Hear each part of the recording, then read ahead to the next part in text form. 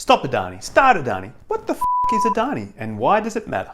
First, pronunciation. The word Adani sounds a lot like Adani, which is Australian slang for toilet. It's coincidental because both involve digging holes in the ground. Only with Adani, the owner keeps the shit in the hole, whereas with Adani, the owner just shits everywhere else.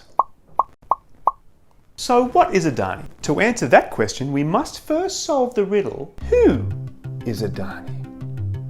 Actually, that's an easy one. Adani is this bloke, Gautam Adani, an Indian billionaire who creatively named his company Adani. I guess he likes his name a lot. Disclaimer, this video will use the word Adani 34 times. 35 times.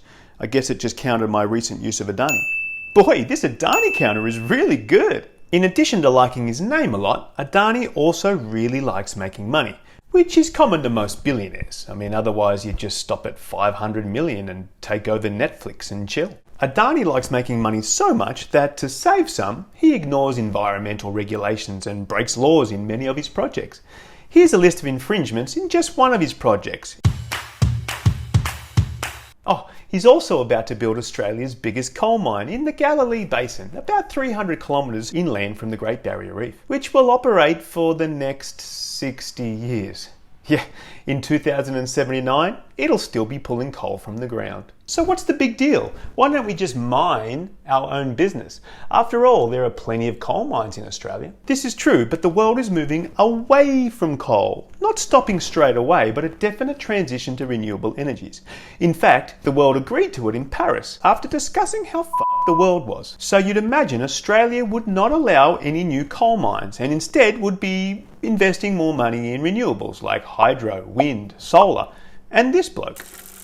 But not Australia. No, because we are a tiny country, landlocked and with no sun, and with no open fields to take advantage of all these renewable energies. Oh no, I'm thinking of Liechtenstein. I always get those two mixed up. That's right, Australia has the world's 6th largest land area and is pretty much perfect for renewables.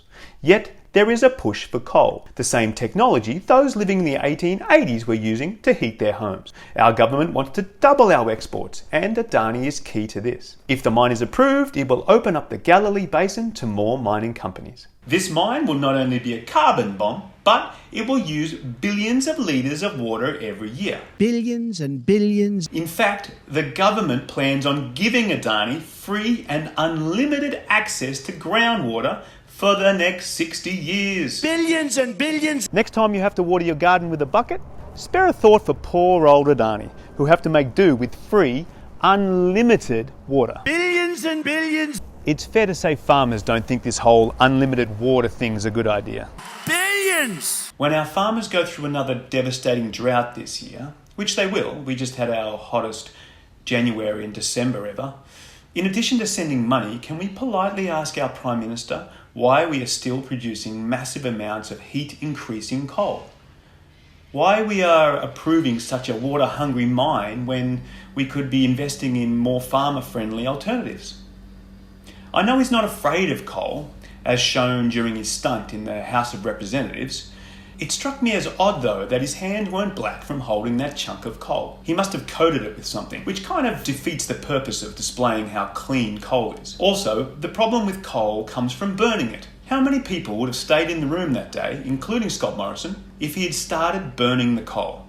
Does Scott really not believe what the overwhelming majority of environmental scientists swear by? Does Scott think the world is flat? You know, if the world was flat, there would be no climate crisis. If the horizon continued forever, we could carry on digging and burning coal with no consequence. But the world is enclosed. We are forever recycling the same air. Fun fact, carbon dioxide released in 1850 is still warming the planet today. There are arguments as to why the Adani mine should go ahead. The main one being jobs. Adani first claimed that their mine would provide for 10,000 permanent jobs. They changed it after that to around 1,500. Although Agriculture Minister Bridget McKenzie gave us an updated jobs prediction.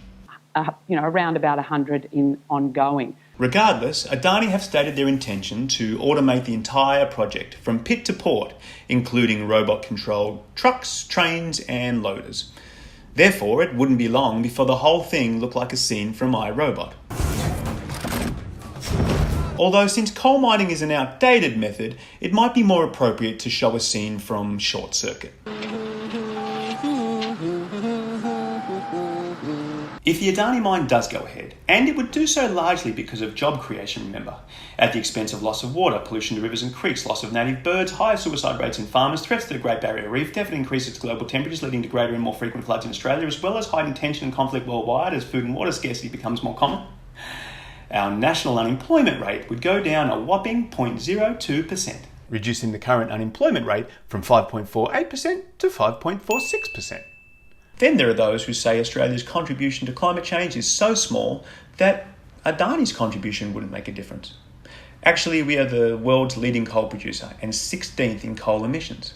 Countries whose emissions have been declining in the last couple of years, in no particular order, include Sweden, Romania, France, Ireland, Spain, England, Bulgaria, the Netherlands, Belgium, Germany, Denmark, Portugal, Austria, Hungary, and Italy. Do you think it was because they recycled more or stopped having showers? No, it was because their government recognises the threat of climate change. Coal is cheap and Australia has plenty of it, but it's not good for us. Burning coal is literally the single biggest threat humankind has ever faced. Think I'm being dramatic? Give me something else that has posed a greater threat. The Spanish flu? That killed 30 million people. The Black Plague? That killed up to 200 million people. Climate change will account for that number in the next couple of decades. Reality TV? Okay, that's a pretty big threat to humankind. It looks like Adani will go ahead. But that doesn't mean we should stop telling the truth. I have a message for Scott Morrison. Tell the truth. I have a message for Queensland Premier Palaszczuk. Tell the truth. I have a message for Resource Minister Matt Canavan. Tell the truth. I have a message to anyone who has a duty of care to the Australian public. Tell the truth. And I have a message for the rest of us. Help stop Adani. Help stop the approval of all new coal mines. They are outdated and dangerous. Write to your MPs, start conversations, protest. Australia isn't too small to make a difference. Nor am I, nor are you. Now I gotta go use the dunny.